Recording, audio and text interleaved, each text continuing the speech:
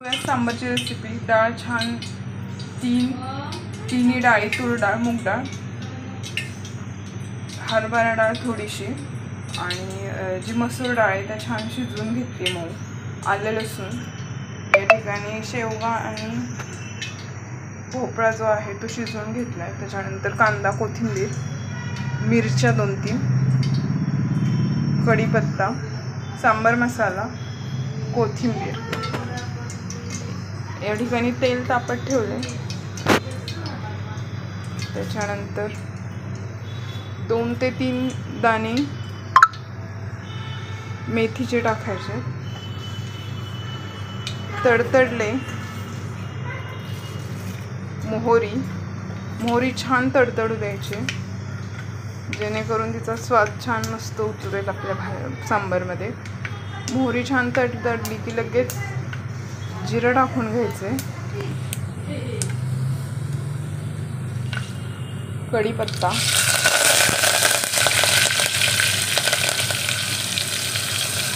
मिरच्या,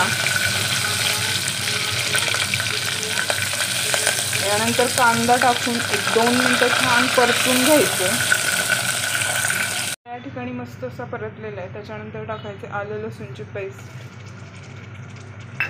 छान परतून घ्यायची आणि 2 चमचे तूप टाकून घ्यायचे, जेणेकरून एक मस्त अशी टेस्ट आपल्या सांबारमध्ये उतरली पाहिजे. हे 2 मिनिटं परतलं की लगेच टोमॅटो छान मऊसर शिजवून घ्यायचे. त्यामध्ये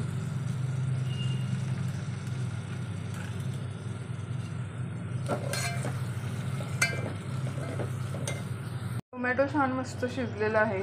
याच्यानंतर टाकणार आहे हळद, थोडासा किंचित गूळ टाकून घ्यायचा आहे, ज्याने गोड तर होत नाही पण एक मस्त अशी टेम्पटिंग चव आपल्या सांबारमध्ये उतरते. याच्यानंतर हळद टाकून घेतल्यानंतर टाकायची मिरची पावडर, सांबार मसाला,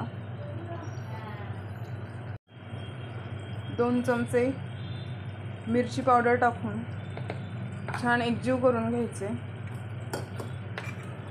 आणि याच्यानंतर आपण जे भोपळा आणि शेंगा शिजवलेल्या होत्या ह्या पाण्याबरोबरच आपण टाकून घेणार आहोत. 1-2 मिनटं छान एकजीव करून घेणार आहोत हे सगळं मिश्रण. ठिकाणी मस्त एकजीव झाल्यानंतर टाकायचं आहे सांबार मसाला.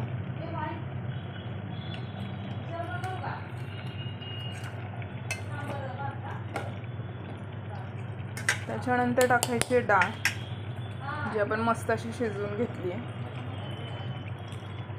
पाण्याची कन्सिस्टन्सी व्यवस्थित मॅनेज करायची, खूप घट्ट नाही करायचे किंवा खूप पातळ करायचं नाही. याच्यानंतर आमसूल किंवा चिंच जे असेल ते टाकून घ्यायचे आणि घ्यायचे छान मिक्स करून. टाकून घेतले, छान कन्सिस्टन्सी ॲडजस्ट केली आहे. खूप पातळ नाही काय ठेवलेलं आहे किंवा खूप घट्टही नाही केलेलं. अशा प्रकारे मस्त असं आपलं सांबार रेडी आहे.